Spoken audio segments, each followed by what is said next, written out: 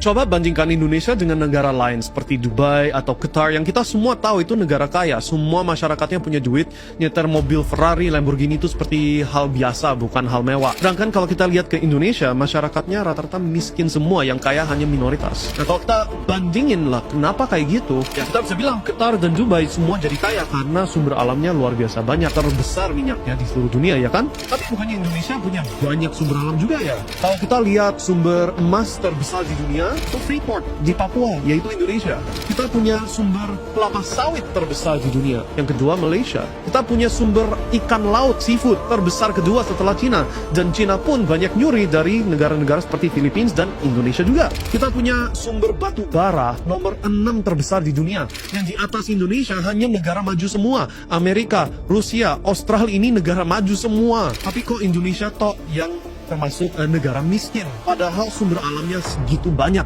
Berarti ada permainan, berarti ada sesuatu hal yang terjadi di masa lalunya Indonesia sehingga dibuat seperti begini. Masyarakat miskin, minoritas kaya, tapi sumber alamnya bukan buat manfaatnya orang lokal, tapi buat orang luar negeri.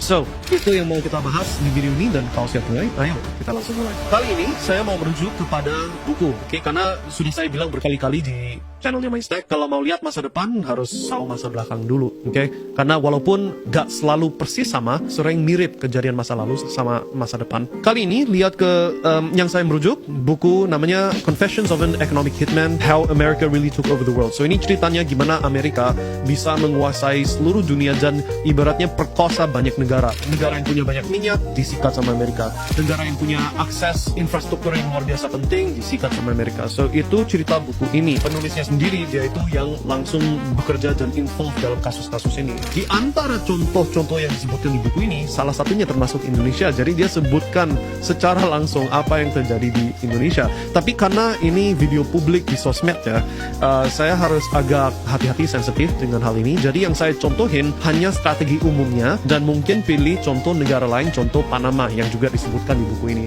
Dari yang apa yang kita membahas, Anda akan langsung klik dan bisa kaitin sama apa yang terjadi di Indonesia atau di banyak negara lain yang Anda bisa lihat jelas-jelas ini ada permainan. Kita bahasin dulu strategi Amerika pada umumnya. Kalau mereka lihat ada negara tertentu yang punya sumber alam penting atau punya akses infrastruktur penting, mereka tentu saja, mereka itu Amerika, tentu saja mereka mau menguasai infrastruktur tersebut. Teknik pertama yang paling sederhana untuk bisa menguasai sumbernya negara adalah untuk kong kali kong sama si presiden saat itu. Contoh, ini ada negara punya banyak minyak, Amerika akan masuk dan samperin si presidennya dan bilang, oke, kita akan kerjasama ini, tanda kutip ya, kita mau akses ke minyak ini, kamunya kita bikin kaya, kamu si presiden, keluarga kamu, dan orang-orang dekat kamu, kita akan bikin super kaya. Semua kontrak pembangunannya, semua logistiknya, dan lain-lain itu biar proyek yang ditanganin kamu. So, presidennya jadi kaya, orang dekatnya presiden jadi luar biasa kaya, tapi hasil buminya ini atau hasil sumber alamnya larinya ujung-ujungnya buat manfaat Amerika. Itu pun bukan masyarakat Amerika, tapi orang elitnya Amerika. Anyways, itu teknik pertama. Dan untuk banyak negara, itu berhasil. Tapi di beberapa negara, presidennya terlalu tulus, cinta sama masyarakat. Dalam bukunya dia contohin negara Panama. Oke, Panama kan kalau Anda lihat di peta, itu posisinya persis banget di tengah Amerika Utara sama Amerika Selatan. Dia itu yang bagian kecil banget itu loh. Dan dia ada satu infrastruktur penting namanya Panama Canal, yaitu kayak jalur air yang kalau kapal mau dari misalkan New York sebelah timur ke barat ke California, daripada lingkari seluruh Amerika dari utara ke selatan terus lewati Argentina, Peru, terus naik lagi ke atas, daripada kayak gitu, mereka lewat jalur Panama Canal ini bisa langsung sikat ya, jalur sikatnya lah. Mungkin puluhan tahun ada ya. Amerika mau menguasai dan aturkan si Panama Canal ini daripada harus bayar biaya setiap kali lewat, dan untuk benefitnya orang Panama, mereka mau ambil alih. Presidennya Panama saat itu namanya Omar Torrijos. Silahkan google sendiri dan cari infonya ya. Dia seorang yang benar-benar cinta negara Panama dan masyarakatnya, dan masyarakatnya Panama sama-sama membela dan cinta dia gitu. So jelas-jelas main belakangan, main kong kali kong dengan jurus yang tadi gak akan berhasil sama si Omar Torrijos ini. So opsi kedua adalah untuk pasang partai kedua, atau bisa dikatakan kayak kudeta, atau partai kedua yang melawan langsung dan take over presiden yang lama. Itu opsi kedua, dan mulai ada hijacking, medianya dibuatin supaya presiden yang saat ini jelek, yang baru justru yang bagus, padahal presiden yang baru sudah disetel memihak ke Amerika, bukan ke negara sendiri. Itu jalur kedua. Tapi dalam contohnya Panama itu juga gak berhasil, karena sekali lagi semua masyarakat tahu kenyataannya dan tahu bahwa Presiden Torrijos ini tulus memihak ke negara. So kalau itu gak berhasil juga, alternatif ketiga ya bunuh presidennya. Dan dalam contohnya Panama dan contoh banyak negara, kita bisa sebutin satu-satu, Libya, Muammar Gaddafi, even Iraq, Saddam Hussein, right? Banyak negara yang memiliki sumber alam penting, gak bisa ditekuk sama Amerika, ya ujung-ujungnya presidennya mati. Termasuk Panama, Omar Torrijos juga sama-sama meninggal. Nah meninggalnya, kalau contoh dia, bukan di bom sih, officialnya helikopter accident. Oke, tapi kita omong kendaraannya presiden ya gak mungkin itu cuma accident, ya itu ada kejadiannya. So itu 3 opsi, and then opsi keempat yang terakhir ya perang. Tapi opsi 3 dan 4 itu susah kalau sebuah negara memiliki kekuatan militer kuat. Contoh Korea Utara, so North Korea, gak bisa di take over semena-mena karena ya punya nuclear bomb. Itulah permainannya si Amerika untuk bisa, atau strateginya Amerika untuk bisa menguasai sumber alam negara tertentu. Kalau sudah ngerti itu, contoh kalau kita lihat di kasusnya si Freeport, itu kan zamannya kalau nggak salah itu Presiden Soekarno ya bisa perkirakan sendirilah, nggak mau saya sebutin di video ini. Tapi kok bisa hasil Freeport ini, emasnya larinya bukan ke orang Indonesia? Kalau sampai emas itu larinya ke tangannya orang Indonesia, kita semua harusnya udah nyetir Ferrari semua juga.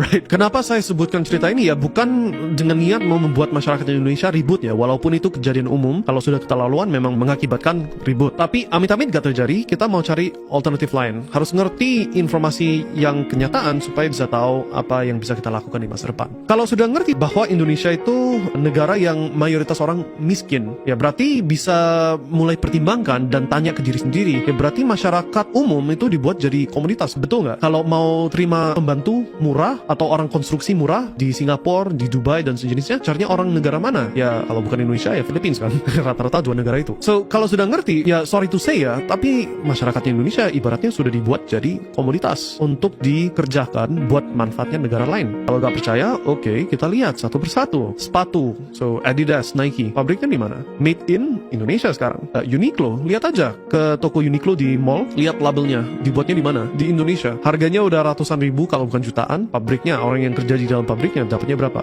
setiap bulan? Right, so oke, sumber alam udah bukan buat manfaatnya Indonesia. Ya kelihatan jelas bukan buat masyarakat. Manusianya sendiri sudah dibuat jadi komoditas. Nah kalau sudah ngerti itu, Anda mau posisi keluar dari sistem yang umum, mau keluar dari Anda sendiri jadi komunitas, harus apa? Ya mau gak mau harus up level. Harus menyadari bahwa kalau Anda tidak up level, gak ada pendidikan, gak ada extra effort untuk bangun, buka mata dengan apa yang real, maka Anda sendiri nasibnya jadi budak. So oke, keluar dari sistem budak ini, Anda sendiri harus jadi orang yang jago manfaatin sumber alam dan ya sorry to say, komunitas masyarakat. Manfaatin itu semua untuk benefit Anda. Banyak caranya. Itu jalurnya Amerika untuk bisa hijack atau perkosa sebuah negara, right? Ambil ahli. Nah, kenapa saya ceritakan hal ini ya? Tentu saja bukan dengan niat mau membuat masyarakat Indonesia ribut atau gimana ya, tapi hanya untuk buka mata Anda ke kenyataan bahwa kalau Anda hidup di negara Indonesia, udah lahir dan besarnya di negara ini, Anda nggak tahu realitas yang lain. Taunya ya umumnya semua orang makan tahu tempe, semua orang susah beli mobil mewah, rumah, bla bla bla, right? Tapi itu sistem yang dibuat. Anda dibuat jadi penduduk di sistem budak, oke? Sorry to say, tapi masyarakatnya Indonesia memang dibuat jadi komoditas. Kalau mau cari tukang konstruksi murah,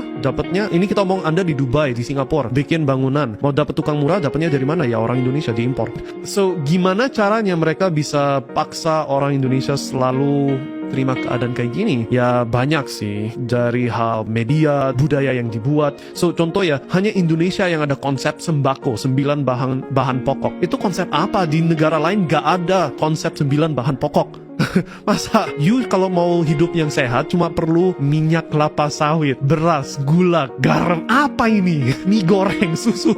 Di luar negeri rata-rata makannya steak, salmon, sayuran yang seger-seger, macam-macam makanannya yang mahal-mahal, premium. Indonesia harus betah dengan 9 bahan pokok yang murah-murah. So itu contoh budaya yang dibuat. And then kalau kita lihat ke hal-hal lain, edukasi, pendidikan, standar pendidikan Indonesia sangat rendah sekali. Kalau kita lihat ke daftar IQ IQ, yaitu intelligence. Indonesia kalau nggak salah rankingnya terendah keberapa di seluruh Asia. Average IQ-nya Indonesia kalau nggak salah 76. Tolong dikoreksikan di layar ya. Sedangkan negara-negara lain, South Korea, China, Malaysia, Singapore, IQ-nya tinggi-tinggi. So, pendidikan sudah dibuat seperti gitu juga supaya Anda nggak bisa